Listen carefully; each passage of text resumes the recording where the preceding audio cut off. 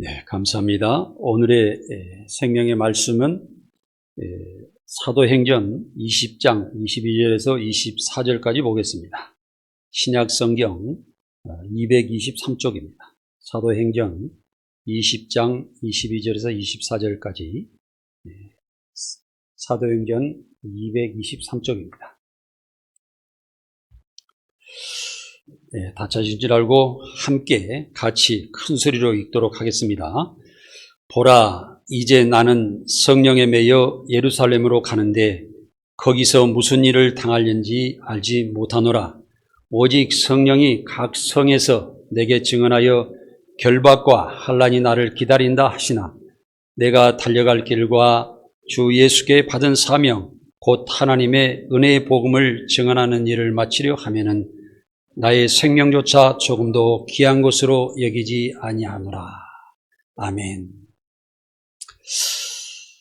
참 여기 말씀을 보면은 어떻게 이런 사도 바울이 이런 결심을 할 수 있을까 하는 생각을 들 정도로 성령께서 사도 바울에게 너희가 가면 잡혀서 죽을 수도 있다 하는 것을 미리 예고하셨음에도 불구하고 정말 그 목적을 향해서 굳건하게 나아가서 결국에는 자기 목숨을 다하면서 복음을 전하는 이 사도 바울의 모든 것은 우리 인생 길에 가장 소중한 것을 이루며 살다가 하나님 앞으로 가는 위대한 삶이라고 저는 볼 수가 있습니다. 성령에 매여 있다. 담에색에서 사도 바울이 예수 그리스도의 그 은혜 가운데 성령을 받고 또 살아갔을 때는 세상의 모든 것은 다 가려주고 그 다음부터 자기의 배설물로 여기게 되며 미래에 오직 복음의 삶이 내가 인생에 태어나서 가장 소중하고 위대한 길이라는 것을 가지고 하나의 믿음의 미래의 삶의 방향을 잡게 됩니다. 그리고 자기가 하나의 여기가 내가 달려갈 길이라고 하는 것은 오직 예수님께서 나를 새로운 생명을 주셨고 새로운 미래를 열어주셨으므로 내가 예수님께서 원하시는 그 사명만 감당하고 내가 오직 살아가겠다. 이러한 그 삶의 목적의식을 분명히 하고 나아가는 것입니다. 그리고 자기 생명을 아끼지 않는다는 것은 정말 내 생명은 어차피 세상에서 가만히 앉아 있어도 나이가 들면 사람이 쇠퇴해서 죽게 되고 있는 것이고 잘 먹고 잘 살아도 죽게 되는 것이고 또 어떤 일을 하더라도 이 죽음이라는 것은 피해서 갈 수 있는 사람은 이 세상에 아무도 없다는 것입니다. 그래서 이 생명을 정말 하나님의 가장 값진 하나님의 나라를 위해서 예수 그리스도의 사명을 위해서 내가 보탬이 되는 그런 삶을 살아야 되겠다. 이런 생각을 갖게 되는 거죠. 그래서 우리 성도들은 정말 오늘 이 시간, 이 예배 시간에도 여러분들의 과거의 모든 모습을 완전히 내려놓으시고 새로운 미래를 열어가는 여러분들이 되시기 바랍니다. 그래서 오늘은 저는 이런 말씀을 드려보겠습니다. 우리가 식물이 밭에다가 지금 식물을 심어놓고 저도 올해 농사를 상당히 확대해가지고 여러 가지를 지어보고 있습니다. 피곤하지만은 그 고구마 줄기 하나를 밭에다가 꼽아놨을 때 지금 비가 왔으니까 다 죽어가는 그 고구마 줄기가 하늘을 향해서 고개를 바싹 쳐들고 다시 뿌리를 내리면서 살려고 몸부림치는 것을 볼 수가 있습니다. 이 식물은 정말 자기가 하나의 살아가면서 씨앗을 남기고 그 씨앗이 계속 영원토록 남게 하여서 영원한 식물의 생명은 그 씨앗에 있다. 이렇게 생각할 수가 있습니다. 그러면 동물들은 하나의 정욕적인 삶만 살아가고 있게 됩니다. 생각하고 또 사람같이 조율하고 이렇게 살아가는 것은 동물에게 없습니다. 그러므로써 오직 정욕적으로 살다가 서로 교미를 하여서 새끼를 낳고 번성을 끝없이 하게 되는데 그 끝없이 하는 과정에서 그 동물의 살을 인간에게 주어서 또 이렇게 하면서 영원한 생명을 그 피를 통해서 피의 정욕을 통해서 이루어져가는 것을 볼 수가 있습니다. 그러나 사람의 생명은 하나님께서는 사람의 영혼과 그 마음에 있다고 말씀하셨습니다. 우리는 육적인 동물 감각으로 살아가는 것이 아니라 우리의 마음을 잘 정리를 하고 그 마음에 생명이 근원이 있다는 그 말씀처럼 우리가 마음을 얼마만큼 잘 먹느냐에 따라서 내가 어떻게 살아가느냐 생활 방법이 정해지고 내 미래가 결정이 되며 내가 이 세상을 살고 난 후대에 무엇을 남기며 살아갈 것인가 하는 것을 우리가 결정이 된다는 것입니다. 그래서 이것은 사람이 살아가는 것은 정말 우리 영혼과 생명을 구원하는 그런 삶을 살아가는 게 되는데 특히 우리 성도들이 교회에 나와서 오늘 또 생명의 말씀을 들으는 이 순간에는 정말 세상을 구원하는 사명을 가지고 살아가게 되며 그 말씀을 이루기 위해서 여기에 예배를 드리고 있다는 사실을 알아야 됩니다. 교회는 하나님의 말씀을 교육하는 장소요, 하나님의 말씀을 배우고 또 그 말씀을 실천하며 그 말씀을 이루려고 우리가 신앙생활을 하는 것을 우리는 꼭 인식을 하고, 내가 세상에 똑같은 사람들과 그런 사람들과 살아가는 것이 아니라 나는 그 사람들을 구원하고 그 사람들 다스리며 그 사람을 하나님의 미래의 나라로 인도하기 위해서 살고 있다는 사실을 우리는 분명히 알고 신앙생활을 해야 된다는 것입니다. 그래서 오늘은 저는 복음은 영원한 생명의 유산이다. 생명이라는 말을 빠졌는데 이 복음은 영원한 생명의 유산이다. 이렇게 저는 봅니다. 그래서 인간이 유산으로 남길 수 있는 것은 오직 복음뿐이다. 미래의 하나님 나라를 위해서 어떻게 우리가 살다가 후대에 어떻게 정해서 그들에게 교육하느냐에 따라서 인간의 미래는 결정되어 있고 이 지구의 미래가 결정된다는 것입니다. 이것으로 우리가 사명을 이뤘을 때 지금 선진국들처럼 많이 부강되고 국가가 잘 살아가는데도 그 나라들이 각종 종교의 나쁜 것, 사람들의 신자유 이런 것에 섞여서 결국에는 많은 사람들의 생명을 소중히 여기지 않고 하찮이 여기면서 살인하고 범죄를 하면서 살아가는 그런 모습을 볼 때 우리가 정말 하나님의 말씀을 세상에 잘 전하여서 한 사람이라도 그런 사람들이 세상에 빠져서 살지 않고 오직 하나님의 말씀의 복음 가운데 살아가는 유능한 삶을 살아갈 수 있도록 우리가 인도해야 되는 그런 사명을 가지고 있다는 것입니다. 성도 여러분은 왜 세상에 오셨다고 생각하시는지 이것을 생각해 봐야 되는 것이고, 또 지금 무엇 때문에 무엇을 위하여서 살고 있는지 내 자신을 잘 생각해 봐야 됩니다. 사람은 어떤 목적과 목표를 가지고 살아가고 있는지 우리가 잘 생각하고, 내가 나머지 인생에서 어떤 삶을 살아가서 어떤 결실을 맺고 또 어떻게 후대에 전해야 하는 건지 우리는 잘 생각하고 기도하면서 그것을 변화시키고 내가 이루면서 살아가야 되는 것이 인간의 결실을 잘 맺는 삶이라고 생각할 수가 있습니다. 우리의 옛말에 인사유명 호사유피라는 말이 있습니다. 사람은 죽어서 이름을 남기고 호랑이는 죽어서 가죽을 남긴다는 그런 말입니다. 우리의 삶에는 후세를 위하여 남김의 삶이 있어야 되는 것입니다. 사람은 살아있는 동안 훌륭한 일을 하며 후세에 명예로운 인물로 남아야 한다는 뜻으로 사람이 살아있을 때 어떻게 살고 어떤 것을 남기느냐가 아주 중요한 것입니다. 사람이 살아서 나쁜 일로 이름을 후대에 남긴다면 치욕이 될 것이며, 탐욕으로 그냥 먹고 놀며 살다가 죽는다고 그러면 짐승이 아무 생각 없이 먹고 뛰놀고 무질서한 삶을 살다가 죽는 것과 무엇이 다르겠습니까? 생김새만 사람이지 동물과 아무것도 다를 바가 없는 그런 삶이라고 우리는 생각할 수가 있습니다.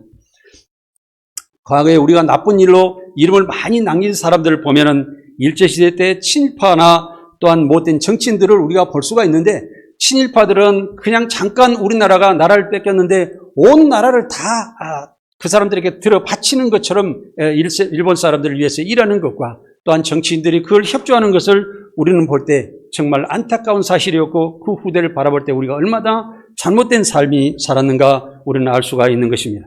또한 국가를 위해 살다가 이름을 남긴 사람들을 보면은 정말 그 독립운동가들은 먹을 거 먹지 못하고 잠잘 때 추위에 떨면서도 국가를 위해서 노력했던 많은 사람들이 있습니다. 그런데 그때 당시에는 우리나라 기독교 복음률이 5%도 안 됐는데 3분의 2 이상이 기독교인들이 거기에 참여했다는 거예요. 기독교인들은 정말 위급할 때 강한 것입니다. 우리가 어려움을 당할 때 우리가 일어나고 강한 모습으로 세상을 이기면서 살아가라고 우리는 신앙생활을 하는 거예요. 우리의 믿음이 정말 위기 때 발휘를 못한다고 그러면 그 사람의 믿음이 약하다는 것을 우리는 생각해야 된다는 것입니다. 또한 이순신 장군은 정말 작은 배로 그 일본의 외적을 물리치면서 많은 공을 세우면서 이 국토를 지켰던 그 위대한 것을 우리는 생각해 보아야 됩니다. 또한 율곡선생과 세종대왕 같은 그런 유능한 사람들은 화폐에도 얼굴을 남겼던 것을 우리는 볼 수가 있습니다. 일본에서는 이순신 장군을 정말 무서워했다고 기록되어 있는데, 그 이순신 장군을 신으로 모시고 신당을 만들어서 지금도 섬기고 있는 일본 사람들도 있다고 제가 들었습니다. 이와 같이 살아서 위대한 일을 한 사람이라도 후대에 남길 수 있는 그런 삶을 살아야 된다는 것입니다. 우리가 죽어서 묘지에 보면은 비석이 있는데, 묘지의 비소명은 죽은 사람을 기리는 짧은 문구를 돌에 새겨서 거기에 세우는 것을 우리가 볼 수가 있습니다. 동서양을 막론하고 무덤 앞에 묘지에는 죽은 사람의 생전의 공덕이 많이 기록되어 있는데, 여러분의 묘지명은 죽어서 무엇을 거기에 새기기를 원하시는가 한번 우리가 생각을 해보는 것이 좋습니다. 서양의 묘비명은 살아있을 때 내용을 미리 써놓거나 준비하는 관습이 있었습니다. 죽은 사람이 산 사람에게 전하는 인생 철학이나 교훈을 적게 되는 것입니다. 프랑스 소설가 모파상은 많은 돈과 명예를 가졌으나 그 묘비명에는 나는 모든 것을 갖고자 했지만 결국에는 아무것도 갖지 못했다고 기록을 하였습니다. 우리가 많은 욕심으로 살고 있지만 결국에는 인생이 빈손으로 하나님께 돌아가고 또한 악한 모습으로 사는 사람들은 결국에는 심판대에 오른다는 사실을 우리는 알아야 됩니다. 그래서 우리는 세상의 욕심을 내려놓고 하나님의 말씀 가운데 어떻게 사는 것이 가장 바른 사람인지 진실하고 의로운 삶을 살아가는지 우리는 분명히 기억하고 그것을 우리는 생각하며 내 삶의 변화를 가져와야 된다는 사실입니다. 미국의 소설가 해밍웨이는 나는 일어나지 못해서 미안하오라고 기록했답니다. 또 아일랜드 극작가 버나드 쇼는 우물쭈물하다가 내 이럴 줄 알았다 이렇게 묘비명을 적었다고 합니다. 그 사람은 참 살아서 극작가고 좀 많은 희귀적인 극을 많이 만들었던 사람인데 묘비명도 재밌게 적은 것을 우리가 볼 수가 있습니다.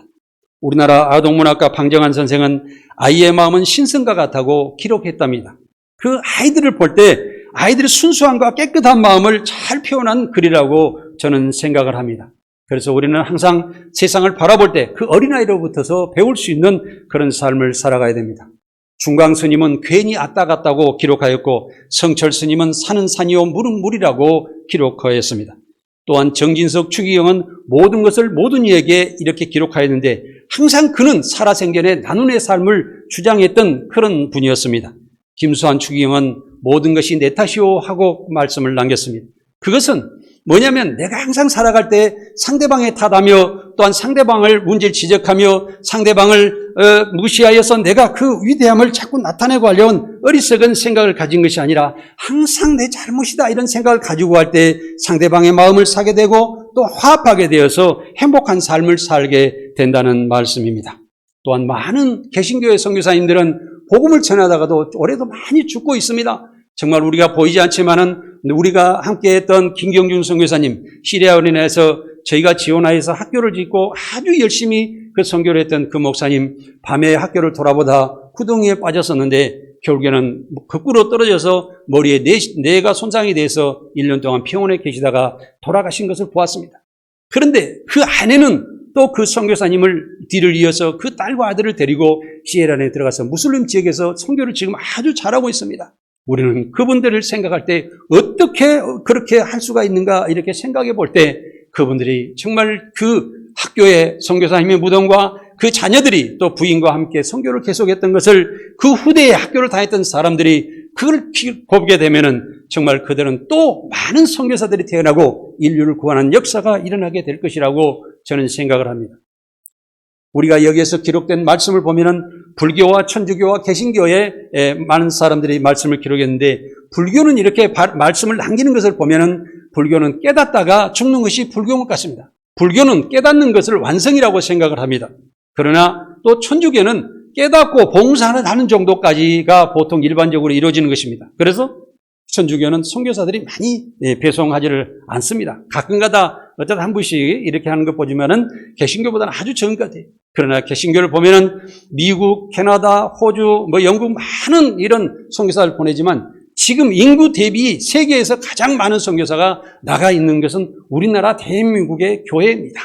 많은 선교사들이 나가서 많은 고생을 하면서 복음을 전하는 그 사실은 우리가 하나님을 잘 믿고 또 우리나라를 축복하여 주셔서 교회가 부흥되게 하신 하나님께 감사를 드려야 됩니다. 그래서 이 개신교 선교사님들은 그곳에 가셔서 많은 자신을 희생하면서도 그곳에 많은 사람들을 섬기며 또 그들을 구원하고 내 생명까지 바쳐야 하는 그 사도 바울의 정신을 받아서 계속 이어가는 것이 아닌가 생각이 듭니다. 저는 가능하다 살다 우리가 살면서 내가 무엇을 묘비에 기록할까? 내가 죽으면은 이렇게 기록해다오 하고 자식들에게 남길 수 있는 그런 분인들이었으면 좋겠습니다. 성도 여러분은 어떤 유산을 남기기 위해 어떤 노력을 지금 하고 계십니까? 많은 사람들은 부동산이나 현금 등을 자신이 죽고 난 후에 자식에게 물려주려고 하는 것은 자식이 죽고 나면 내 자식이 어떻게 가난하게 살면 어떨까? 다른 사람보다 뒤쳐서 살면 어떨까? 이런 생각을 가지고 자식에게 물려주지만은 사실은 내가 죽고 나면 그 자식이 그 재산을 탕진하며 방탕하게 살아갈는지 잘 될는지 잘못되는지 우리가 그 길을 알 수가 없다는 것입니다. 이것이 인생길이라는 것을 우리는 알아야 됩니다. 그래서 우리는 자신을 남기는 것보다는 우리가 자식에게 가장 소중한 유산은 자식의 후대를 우리가 말씀으로 교육하여 사는 방법을 가르쳐주고 또 진실하고 의로운 삶으로 영원히 축복받고 살아갈 수 있도록 하는 것입니다. 유태인은 어린 자녀들에게 어려서부터 모세 오경을 가르칩니다. 정말 그 유태인들은 아침에 일어나게 되면은 벌써 성경을 한 장이든 두 장이든 읽고 밥상에 앉아야만이 부모가 밥을 주고 또 유태인의 랍비들의 말씀을 읽는 것 모습 보면 우리는 가만히 이렇게 성경을 잠깐 읽다가 말지만은 그들은 끝없이 고개를 끄덕끄덕 하면서 이렇게 성경을 보는 걸 봤습니다. 왜 그럴까요? 그리고 또 작은 목소리를 냅니다. 왜냐? 내가 고개를 끄덕거리면서 졸지 않게 하고 목소리를 가느다랗게 내므로 인해서 내가 헛된 생각을 방지하기 위한 그런 방법의 모습이라고 저는 생각합니다. 그래서 여러분들께서도 성경을 읽을 때 묵상으로 읽지 마시고 조그만 목소리로 소리를 내면서 읽으시고 내가 거기에 집중할 수 있는 그런 성경 읽는 방법으로 살았으면 좋겠습니다. 그래서 유대인들은 그 어린아이가 그런 정신으로 어른이 됐을 때 아주 유능하게 성장합니다. 유대인들은 정말 세계 전체 인구로 퍼져 있는 인구들이 한 1,500만 되고 이스라엘 사는 사람들이 지금 한 700에서 1,000만 명 사이에 지금 살고 있는데 그 인구가 노벨상을 한 200개 이상을 받았던 그 사실입니다.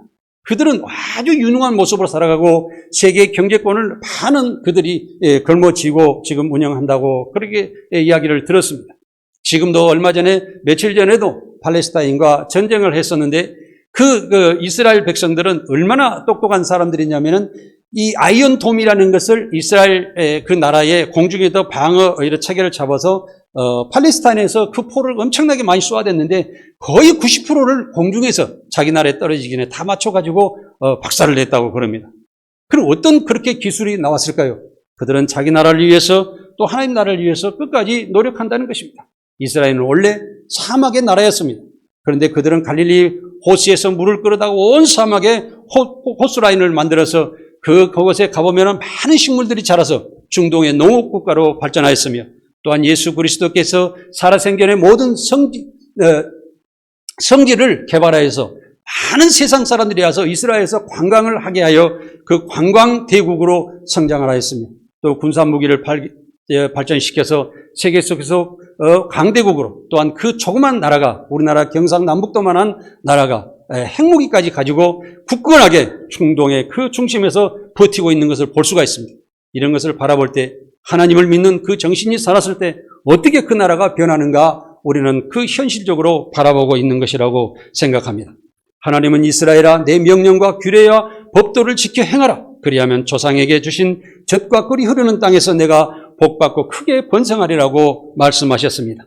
하나님의 말씀을 지키며 사는 사람들은 하나님께서 꼭 축복하여 주시옵시고 그 자신도 잘되고 자손 후대에도 잘될 수 있도록 인도해 주신다는 것입니다. 신명기 6장 4절에서 9절을 좀 보겠습니다. 함께 같이 읽겠습니다. 이스라엘아 들으라 우리 하나님 여호와는 오직 유일한 여호와시니 너는 마음을 다하고 뜻을 다하고 힘을 다하여 내 하나님 여호와를 사랑하라. 오늘 내가 내게 명하는 이 말씀을 너는 마음에 새기고 내 자녀에게 부지런히 가르치며 집에 앉아 있을 때든지 길을 갈 때든지 누워 있을 때든지 일어날 때든지 이 말씀을 강론할 것이며 너는 또 이것을 내 손목에 메어 기호를 삼으며 내 미간에 붙여 표로 삼고 또 내 집 문설주와 바깥문에 기록할지니라. 아멘. 성도들은 마음과 뜻과 힘을 다해서 하나님을 사랑해야 합니다. 그것은 하나님을 사랑하고 하나님을 가까이 하기를 원하고 하나님 말씀을 순종하고 사는 사람들에게는 하나님께서 원하시는 모든 것을 사람에게 주십니다. 우리가 자식이 부모를 사랑하고 부모의 말씀을 잘 듣는 자식은 그 부모는 학교 간 아이들을 위해서 빨래하고 방을 치워놓고 먹을 걸 준비해놓고 내 아들이 언제 올까 이렇게 기다리는 그런 부모가 된다는 것입니다. 사랑하는 여러분, 우리가 하나님 말씀을 꼭 지키며 살아서 우리가 하나님께 큰 축복을 받으며 내 인생이 후회 없는 인생을 살아갈 수 있는 그런 귀한 삶을 살아가시기 바랍니다. 저 또한 정말 저에게 함께하고 또 우리 교회도 함께 하면서 살아가는 성도들에게 많은 것을 함께 하고자 하고 우리가 행복하며 같이 살아가기를 간절히 원합니다. 하나님의 진리와 말씀은 항상 내 마음에 새기고 묵상하며 실천하는 삶을 살아야만이 그 말씀이 복으로 효과로 나타나는 것입니다. 또한 자녀들에게 항상 교육하여 지키도록 그렇게 자녀들을 인도해야 됩니다. 하나님의 말씀을 사람을 만날 때마다 항상 강론하시기 바랍니다. 꼭 만날 때마다 정말 안녕하세요 하고 식사할 때도 조금 우리가 믿지 않는 사람들을 만나면은요, 기도할 때에 아이고 저 사람은 눈 뜨고 있는데 내가 기도할 게 미안하거든요. 그러니까 하나님 아버지 밥을 주셔서 감사합니다 하고 얼른 눈을 뜨는 거예요. 근데 조금 더 오래 기도해 보세요. 조금 더 오래 기도해 보시면은 그 사람이 기도할 때에 딱 쳐다보고 있을 거예요. 아니면 자기도 멍례를 한다든지 하고 있을 텐데 이 사람은 진정으로 예수를 믿는 사람들이야 하고 기억하게 됩니다. 그러나 금방 그 사람의 행동이 틀리고 또 밥도 아무렇게나 먹고 그 사람 질서가 없는 그런 사람은 예수를 가짜로 믿는다고 그 사람들이 더 잘 알아요. 왜 그러냐면 귀신이 예수 믿는 것과 또 믿지 않는 것과 또 예수님의 권능을 받아서 살아가는 것 안 살아가는 것은 성경에 더 잘한다고 그랬어요. 그 세상 사람들이 자기들은 믿지는 않지만 예수를 믿는 사람들이 엉터리가 진짜니까는 더 잘한다는 거예요. 그러면 어떻게 해요? 우리가 진실한 모습을 보여주고 진정으로 기도하는 모습을 보여줄 수 있는 사람이 돼야 되고 거기서 자신 있게 말씀을 나누게 돼야 됩니다. 그래서 이제 저는 그러더라고요. 식사를 하다가 만났을 때 보면은 이렇게 기도를 조금 길게 하는 거예요. 그런데 길게 하니까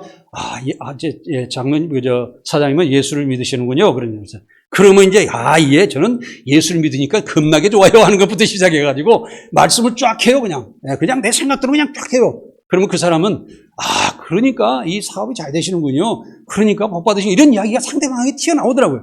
그러면은 더 자랑을 해요. 내가 예수를 믿고 잘 됐던 것이 무엇인가? 내가 예수를 왜 믿어야 되는가? 내 사람들이 예수를 믿는 이유가 뭔가? 우리 선교사들이 어떤 복음을 전하면서 어떤 효과가 나타나는 세상을 구원해야 되는가? 이런 이야기를 그냥 자연스럽게 해나가는 거예요. 생각나는 대로. 그러면은 그 사람도 결국에는 정말 우리를 또 도와주고 함께하고 복음에 참여하고 또 신앙생활을 해야 되겠다는 생각을 갖게 됩니다. 그러게 되면은요, 내가 복음을 전파했을지라도 내가 그때 그 사람이 당장 교회에 나오는 것은 아닙니다. 그러나 다른 사람에게 또 인도했을 때 슬그머니 교회를 나가게 되는 것은 제가 어렸을 때 살았을 때 우리 어머니께서 집안에서 처음으로 가보로 되셨을 때 정말 제가 세상 태어나서 7개월 됐을 때 아버지가 돌아가시고 또 여기 있는 우리 누님은 3살 되셨고 내 형님은 10살 됐을 때 그 집도 절도 없는 그런 시골 면소재에서 사골집방을 얻어서 살아가실 때 어머니께서 하나님의 복음을 발견하시고 교회에 나가서 내 자식들을 이 교회로 나가게 해서 이들을 올바로 크게 해야 되겠다는 것을 생각하고 교회로 인도하셨어요. 그런데 그 어머니의 그 복음이 저희가 믿게 되고 또 너희 집안들이 지금은 한 3분의 2 이상을 다 믿더라고요. 그래서 왜 그랬을까 생각해 보는데 우리 가정이 정말 집안에서 가장 열악하였지만은 그 모든 것이 하나님의 말씀 가운데 이 집안이 잘 되고 저 가정이 잘 됐다는 것을 사람이 알면서 슬금슬금 다 신앙생활을 하게 되는 거예요. 저희 처가집도 지금도 많은 사람들이 신앙생활을 하는 것을 볼 수가 있습니다. 사랑하는 여러분, 자신을 가지시기 바랍니다. 항상 사람들을 만날 때마다 내가 자신의 이 모든 말씀을 강론하면서 내가 자신 있게 말씀하는 여러분들이 되시기 바랍니다. 또 여기에 말씀하시는 것은 너희 손목에 매이라고 그랬습니다. 말씀을 손목에 매이라는 것은 손은 일하는 것입니다. 손은 그냥 이렇게 벌러 있는 것이 아니고 손을 내밀고 뭐 집안일을 하든지 또 밖에서 나가든지 무엇을 하든지 그 손이 앞에 나가게 되는데 손목에 팔찌로 하나님의 말씀을 기록하게 되면은 항상 하나님을 잊어버리지 않고 내가 그 말씀 가운데 살게 된다는 거죠. 그리고 또 너희 미간에 표로 삼으라고 그랬습니다. 미간이라는 것은 이 눈썹과 눈썹 사이 이 여기를 정면으로 이야기하는데 우리가 인도의 힌두교 사람들을 생각해 보면은 눈썹이 한 중앙에 여기 이마에다가 빨간 점을 찍는 것을 여러분 보셨죠? 그런데 거기까지는 아니고 약간 밑에 눈썹과 눈썹의 사이 평평한 곳에다 너희다 기록해라. 너희도 점을 찍어라. 나는 표로 해라는 거죠. 나는 기독교인이다 하는 표로 해야 되는데 우리가 거기까지는 안 하더라도 무슨 말이냐? 나는 예수 믿는 사람이요. 이렇게 항상 세상 사람들에게 표현을 하라는 거예요. 누차 이야기지만 저는 명함에다 하나님은 나의 힘이시요. 이렇게 기록해가지고 다닙니다. 딱 보면은 나는 예수 믿는 사람이다 하고 딱 보여주는 거예요. 모든 명함이다. 그러니까 난 어떤 사람이 내하고 거래하더라도 어떤 불교인들은요, 제가 이렇게 그 명함을 내게 돼서 어떤 이야기를 하다가 자기가 슬그머니 빠져나가는 것을 볼 수가 있습니다. 물러가라 이거죠. 예. 우리는 신앙생활 하는 사람들이 의지해서 강하게 이렇게 살아가는 것을 저는 원합니다. 얼마 전에 제가 어떤 방송국, 말씀드려도 괜찮은데, CTS에서 방송국 그 회장님하고 요즘에 자꾸 만나서 복음 가운데 일을 하고 또한 여러 가지 일 말씀을 나누고 있는데, 그분이 어떤 그 속초 지방에 재산이 조금 있었는데 굉장히 오래도록 처리를 못하고 골치 아파 하시더라고요. 그래서 저는 그 말씀을 듣고 번지를 달라고 그래가지고 제 차와 우리 속초를 한번 갔다 오자 그래가지고 거기를 잘 파악을 하고 거기다 사진을 다 찍고 또 한번 차를 한잔할 때 그것을 갖다 다 내밀어 설명을 쫙 해줬어요. 근데 과거에 거기에다가 엄청난 수백을 투자를 해가지고 사업을 하려고 그러는데 내가 보기에는 전혀 아니에요. 그래서 제가 거기는 사업을 해서는 안 된다. 많은 손해를 끼칠 수 있다. 거기에서 앞으로 수많은 돈이 투자될 것이다. 그렇기 때문에 그렇게 하지 말고 그를 임야를 평탄 작업을 해가지고 그냥 매각을 하게 되면은 평탄 작업을 하지 않았을 때하고 평탄 작업을 했을 때하고 가격이 3배 차가 나기 때문에 돈이 많이 생길 것이다. 그랬을 때 이 방송국과 서울 주변에다 큰 사업을 하여서 하나님께 영광 돌리게 할 수 있을 것이다. 이런 이야기를 해줬더만 감탄을 하는 거예요. 그리고 너무너무 감사하다고 우리 비전칠들에다가 한 500만 원을 바로 저는 한두 번 가서 그걸 갖다 정리를 해가지고 말씀을 드렸는데 너무너무 감동하는 거예요. 자기가 만난 사람 중에 이렇게까지 정확하게 표현해서 정확한 미래에 예측을 해서 말씀을 해준 사람이 없었다는 거예요. 그러면서 기부금을 500만 원 특기를 보내주셨더라고요. 저는 그래서 재미가 있는 것이 오다 가다 기름값 좀 들고 왔다 갔다 했는데 나에게는 복으로 돌아왔다. 하나님의 복음을 같이 참여하는 그에게 감사를 했습니다. 사랑하는 여러분, 우리는 살아가면서 영적으로나 육체적으로나 항상 우리는 강건한 모습으로 살아가야 되는 것입니다. 어느 연세가 많은 90세 가까이 된 할아버지를 만났는데 아니 보니까 70세 정도 될 정도로 아주 정정해요. 그리고 지금도 화물차로 운전해서 서울 사당동에서 강화도까지 다니며 농사를 짓고 있다는 거예요. 그래서 제가 깜짝 놀랐어요. 아니 어떻게 그렇게 건강을 지키셨습니까? 하니까 내 건강은 바로 이것입니다. 그러면서 저는 10시 되면 꼭 잡니다. 그리고 6시 일어나서 등산부터 하고 와서 식사를 골고루 하고 나는 감사 기쁨으로 열심으로 생각하면서 강화도까지 가서 한 2시간 운전해 가가지고 또 거기서 농사 짓고 집으로 돌아온다는 거예요. 90세 가까이 되신 노인이 어떻게 그런 그 건강을 지키고 있을까 하는 때 보니까 내가 규칙적으로 살고 또 기도하면서 살아가는 그런 그 영적인 것이 있었을 때 가능하다는 것을 저는 생각을 했습니다. 우리도 항상 내 영적으로도 하나님의 말씀으로 강건해지고 육적으로도 규칙적인 삶을 살면서 영과 육이 다 강건한 삶을 살아서 여러분들이 정말 축복받는 삶이 계속되었으면 좋겠습니다. 하나님은 아브라함에게 영원한 언약을 하시고 자손 대대로 크게 번성할 것이며 너로부터 여러 민족과 왕들이 계속 나오리라고 대대로 축복을 하여 주셨습니다. 하나님의 언약을 아브라함이 믿음으로 지킴으로 또한 복을 받고 아들 이삭과 이삭의 아들 야곱까지 또 손자자 대대로 축복받고 영원한 믿음의 유산을 받아가며 그 자손들이 살았기 때문에 오늘날의 이스라엘이 되었던 것입니다. 어리석은 부모는 재산만 남기는 것입니다. 지식 있는 부모는 지식을 남기지만은 지혜로운 부모는 믿음의 신앙으로 진실하고 공의로운 삶을 살게 되고 또 그것을 남기게 되는 것입니다. 기도하는 부모는 신앙으로 자녀를 축복하여 훌륭한 양육으로 키웁니다. 문제 있는 부모는 있어도 문제 있는 자식은 없다는 것을 알아야 됩니다. 어떻게 해요? 항상 부모로부터 잘못되어서 또 그 자식이 또 잘못되는 경우가 많이 있다는 것입니다. 믿음의 사람들은 공의로운 열매를 맺으며 영원한 평안과 안전한 삶을 살게 된다는 것을 기억하시기 바랍니다. 공의로운 삶에 평탄한 기름이 있으며 악한 것이 강해지고 강한 것들이 부드러지며 비뚤어진 것들이 올바르게 바뀌어 복을 받게 된다는 사실입니다. 하나님의 진리의 말씀을 지키고 살면 항상 의로워지고 강한 모습으로 우리는 바뀌게 돼 있습니다. 그 말씀을 진심으로 믿어보십시오. 그 말씀을 지키면 내가 변화가 된다, 잘 된다는 생각으로 간절하게 가슴에 담고 그 말씀을 묵상하면서 살아가시기 바랍니다. 그러면 하루 이틀, 한 달, 2달, 1년이 지나면서 내 모습이 과연 내가 의로운 방향으로 설정되어서 가고 있다는 것이 아니라고 하면 저에게 오십시오. 저도 그런 모습으로 살아가려고 노력합니다. 뭐 한 가지 있냐면 하나님 아버지 제가 2000년도에 들어서면서 그 전까지는 그런 거를 생각 안 했는데 2000년도 1월 1일부터 저는 하나님 앞에 맹세를 했어요. 하나님, 지금부터 저는 절대 거짓말하지 않겠습니다. 절대 진실한 모습만 보이겠습니다. 그래가지고 모든 사업을 하는데도 일절 관공서 일에도 공무원들 찾아가지 않고 오직 일로서 승부할 수 있는 그런 삶을 살아봤어요. 그런데 보니까 결국에는 옛날에는 또 이렇게 뒤에 짊어 주어주고 대접도 하고 그랬는데 그것이 아니라 조금 고통이 있더라도 내가 참고 가니까 결국은 내 사업이 과거보다 더 나아지더라는 저는 결과를 얻었습니다. 사랑하는 여러분, 우리의 생각을 고정화시키십시오. 우리의 생각을 하나의 프로그램으로 만드셔서 나는 이 프로그램 속에서 살아가겠다고 맹세하시는 여러분들이 되시기 바랍니다.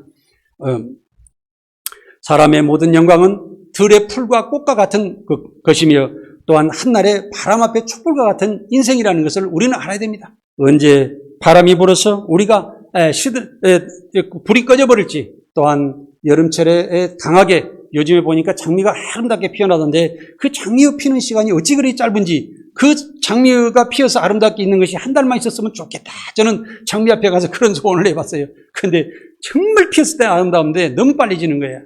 그래서 아쉬움을 가지고 있었던 것인데, 그러나 하나님의 진리의 말씀은 복음 위에 영원히 굳건하게 우리 계신 거, 그 말씀으로 살아갔을 때 우리는 새 생명으로 살아갈 수 있는 역사가 일어난다는 것입니다. 요한복음 4장 13절에 예수께서 대답하여 이르시되 이 물을 마시는 자마다 다시 목마르니와 내가 주는 물을 마시는 자는 영원히 목마르지 아니하리니 내가 주는 물은 그 속에서 영생하도록 솟아나는 샘물이 되리라고 기록되어 있습니다. 하나님의 말씀은 살아있어서 활력이 있고 어떤 검보다도 예리하다고 했습니다. 또 혼과 영과 및 관절 골수를 찔러 쪼개기자 하여 우리의 마음의 생각과 뜻을 판단하심으로 우리가 깨닫고 거듭나는 것입니다. 그래서 우리는 하나님의 말씀을 깊이 우리의 마음에 새기고 살아갈 때 그분은 과거의 잘못된 모습에서 변화되어서 새로운 미래로 나아갈 수 있는 삶을 살아가게 된다는 것입니다. 모든 것들은 욕심으로 채우고 또 채워도 가뜩나는 삶입니다.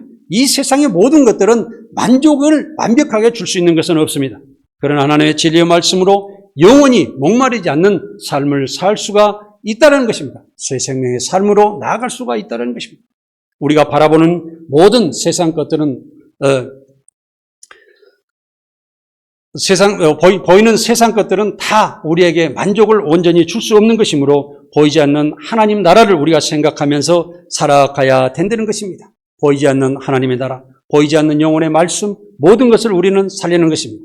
저는 전에도 세 가지의 보물을 말씀을 드렸는데 하나님의 진리의 말씀 가운데 진실하고 의롭고 착한 모습으로 살아가는 그 모습이 될 때 내가 세상에 어떤 것이 나를 제어할 수도 없고 나를 어떤 잘못된 곳으로 인도하지 못함으로 내가 항상 세상에 우뚝 서서 세상에 표준적이고 잘된 모습으로 세상 사람들이 보여주기 때문에 내가 당당히 서 있으며 살 수 있는 그런 인생을 살아갈 수가 있는 것입니다. 또한 그리고 영육간에 잘 돼야 됩니다. 하나님의 말씀을 우리가 실천하는 것은 이 육체를 행동함으로 실천하게 되어 있고 내 그 말씀을 많은 사람들에게 복음을 전하려고 해도 육체의 강건함이 있어야 됩니다. 우리의 마음이 잘 되고 우리 육신이 잘 돼야 된다는 것입니다. 그래서 규칙적인 삶으로 육신의 돌봄도 있어야 되고 하나님의 말씀 가운데 우리는 그 말씀으로 인해서 항상 묵상하며 그 말씀을 실천하는 삶도 살아야 됩니다. 다음에 한 가지는 내 자신의 일을 성공시켜야 내 가족을 보호하고 내 자신도 보호하고 내가 세상에서 경제적으로 우뚝 서며 세상 사람들에게 당당하게 살아갈 수 있다는 것입니다. 그래서 세 가지 모습은 이 세 가지 보물은 항상 진실하고 의로운 모습으로 살아가야 된다. 내 영육간에 강건해야 된다. 내가 세상의 일을 성공시켜야 된다는 것입니다. 이 세 가지 것은 세상에 보이는 것이 아닙니다. 내가 가지고 내 마음속에 깊이 묵상하며 그 말씀을 지켰을 때 세상에 어느 사람도 그것을 나에게 가져가지 못하고 내만 가지고서 나를 성장시킬 수 있는 위대한 삶을 살아갈 수 있는 것이라고 저는 생각하였습니다. 우리가 보이는 세상을 살아가면 육신의 정욕과 안목의 정욕과 이생의 자랑이 우리를 지배하지만 하나님의 사랑과 진리의 나라는 멀어지게 되는 것입니다. 보이지 않는 하나님의 나라는 먹고 입고 사는 것이 아니라 성령 안에서 의와 평강과 희락이라고 말씀하셨습니다. 이 여러분들께서 이 축복을 받아야 됩니다.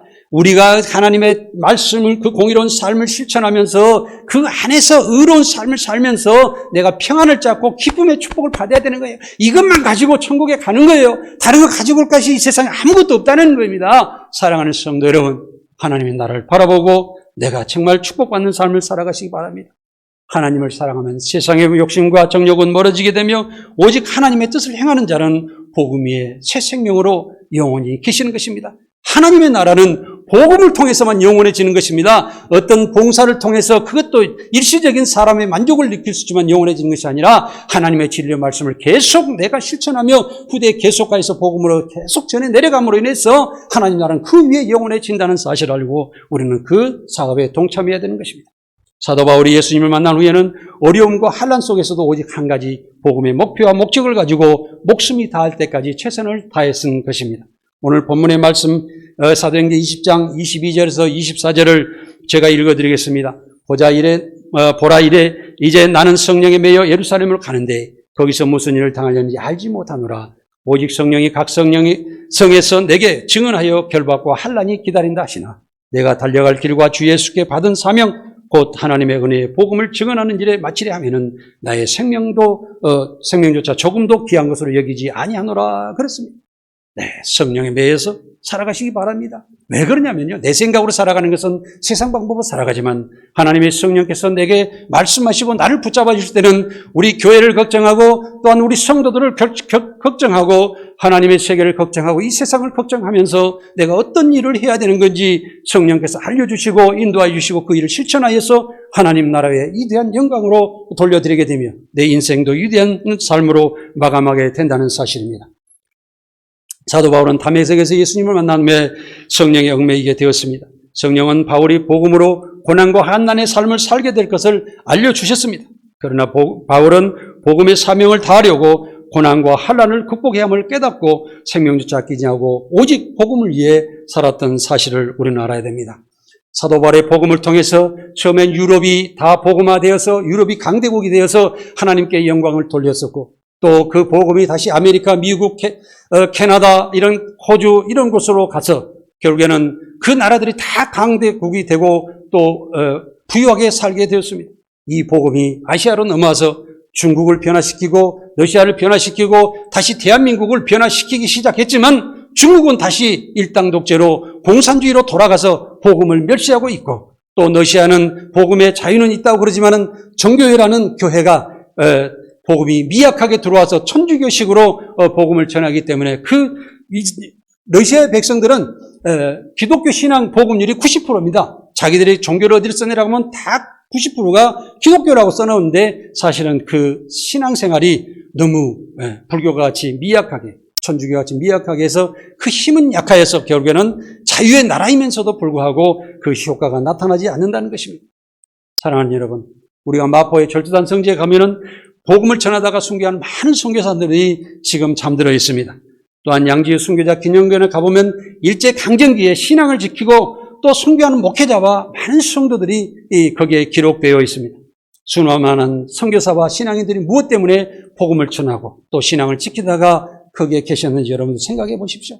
인생에 가장 값진 것이 가장 해야 되는 일이 복음을 전해야 되는 그런 일이라는 것입니다. 평양에서 일제 탄압에도 끝까지 자기 신앙을 지키고 또 항거하다가 돌아가신 주기철 목사님과 요새는 일제시대에 일제 경찰들이 자기 자신을 다 사살하고 그랬는데 그 경찰을 다시 자식으로 맞이하여서 사랑하여서 다시 목회자를 만든 유능한 손양원 목사님이 있습니다. 이에도 신앙을 지키다가 천국에 간 많은 순교자들이 있습니다. 무엇 때문에 이게 했겠습니까? 단 한 가지. 복음은 세상의 생명을 살리는 일이며 세상을 하나님 나라로 바꾸는 일이기 때문에 내가 이 땅에서 마지막에는 복음을 전하다가 마감해야 되겠다는 위대한 정신이 살아있었기 때문에 그렇지 않겠는가 우리는 생각합니다. 육신으로 사는 사람은 세상에 객을 세우는 것이지만 하나님을 사랑하는 존귀한 사람들은 복음을 목적으로 살아가고 또한 자기 목숨을 바쳐서 실천하는 위대한 삶을 살아가게 되는 것입니다. 사람은 하나님 나라에 보이지 않는 미래를 위하여 후세에 또 그 말씀을 교육하고 남길 수 있는 삶을 살아야 됩니다. 세상에는 금과 진주와 또한 많은 그런 귀한 것들이 많이 있는 것 같으나 지혜로운 입술로 복음을 전하는 사람은 세상에 생명을 주는 가장 귀하고 위대한 보배인 것을 생각하시고 여러분들 스스로 귀한 삶을 살아가시기 바랍니다. 복음을 전하는 사람은 어디로 가든지 항상 진리 하나님께서 함께 계시며 세상에 약한 무리들을 이기게 하시고 그 이름을 높여 주실 것입니다. 세상에서 이대한 삶은 진실하고 공의로운 평화 속에 즐거움으로 살면서 복음을 위한 교육의 시스템을 구축하여 영원한 유산으로 남기는 것입니다. 교회가 하는 일은 하나님의 믿는 사람들이 모여서 예배하고 말씀을 배우고 봉사하며 그 말씀을 세상에 다시 전하여 세상을 구원하여 하나님 나라를 이루는 그런 사명을 감당하고 있는 것이 우리 교회입니다. 신앙인들은 사람들 앞에서 예수님의 복음을 자신 있게 전해야 합니다. 마태복음 10장 32절을 같이 읽어보겠습니다. 누구든지 사람 앞에서 나를 시인하면 나도 하늘에 계신 내 아버지 앞에서 그를 시인할 것이요, 누구든지 사람 앞에서 나를 부인하면 나도 하늘에 계신 내 아버지 앞에서 그를 부인하리라. 여러분들 앞으로 하나님 앞에 가실 때 하나님 앞에 당당히 설 수 있는 그런 분들이 되시기 바랍니다. 복음을 전하는 사람을 영접하면은 예수님을 영접하는 것이고, 또 예수님을 영접하면 하나님을 영접하는 것이 되는 것입니다. 과거에 왕들 시대 때 한 나라를 대표해서 어느 나라에 사신을 보내는 경우가 많이 있습니다. 오늘날에는 그것이 특사가 되겠지만 그 특사를 보내는 것은 한 나라의 왕을 대신하여서 가는 것이므로 왕을 대접하는 것과 같은 것으로 항상 우리가 그렇게 보는 것입니다. 진리의 말씀을 복음을 전하는 사람들은 예수님과 하나님과 나와 일체가 되는 그런 삶을 살아간다는 것입니다. 진리의 말씀을 우리가 항상 생각하는 것은 오직 예수님께서도 진리의 말씀으로 하나님과 하나가 되셨으며, 또 진리의 말씀으로 하나님과 예수님과 내가 하나 된다는 사실을 알아야 됩니다. 그래서 우리가 진리의 말씀을 깊게 깨닫고 나아가게 되면 예수님도 알게 되고 하나님도 알게 되고 하나님의 진리의 나라도 알게 되는 것입니다. 하나님의 나라에서 자유를 얻고 살려고 그러면 예수 그리스도 십자가 구원을 믿고 그 십자가 은혜를 통해 진리의 말씀으로 들어갔을 때 진리의 말씀을 깨닫게 되는 것입니다. 그래서 우리는 예수를 믿어야 된다는 것이 예수 자체 이름을 믿으라는 것이 아니라 예수 그리스도의 십자가의 보혈의 피를 통해서 우리를 구원하신 그 역사를 가슴에 새기고 그 고통과 함께 신앙생활을 해야 됩니다. 그래서 그 피를 마시고 그 육체를 양식으로 먹고 마시는 그 고통의 심정이 우리 안에 보관되어 있어야 된다는 것입니다. 그 사람들은 스스로 죄 가운데도 가지도 않을 것이며 죄 가운데 빠졌을지라도 바로 다시 되돌아올 수 있는 역사가 일어날 것입니다. 이것이 성령의 인도하심입니다. 하나님의 진리의 말씀을 복음을 통해 영원히 남는 것이며, 복음으로 세상에 이루어지는 것은 하나님의 진리의 말씀은 세상의 생명의 귀한 보물이라는 것을 기억하시기 바랍니다. 이 복음이 우리가 죽고 난 후에도 계속 전해지도록 하는 것이야말로 성도들이 이 땅에서 해야 되는 가장 귀한 삶의 목적과 목표인 것입니다. 비전 칠드런은 복음의 시스템을 만들어서 계속 후대에 남기기 위해서 계속 세계 속에 학교를 세우고 많은 여러 곳에 이 노력을 계속합니다. 왜 그러느냐? 내가 혼자 복음을 잠깐 전하다가 내가 죽었을 때는 내가 그 복음을 전하지 할 때는 복음이 소멸될 수 있기 때문에 그 시스템, 그 제도를 만드는 것이 학교를 통해서 계속 그 교사들이 다른 사람이 바뀌더라도 교육을 하고 그 복음을 전할 수 있도록 만드는 것이 가장 이 땅에서 값진 일이겠구나 하여서 비전 칠드런 그 일에 우리는 노력하고 있습니다. 그래서 사랑하는 여러분들께서 비전 칠드런과 함께 하시고, 또 우리 성도들은 모두 다 선교 계좌를 만들어서 기도하시면서 헌금을 해주시는 그 은혜에 감사하며 항상 기도하며 또 복음에 참여하는 성도 여러분들이 되시기 바랍니다. 사랑하는 성도 여러분, 우리의 영원한 유산은 복음을 전하는 시스템을 구축하여 후대에 영원하게 남기는 것이 가장 위대한 유산인 것입니다.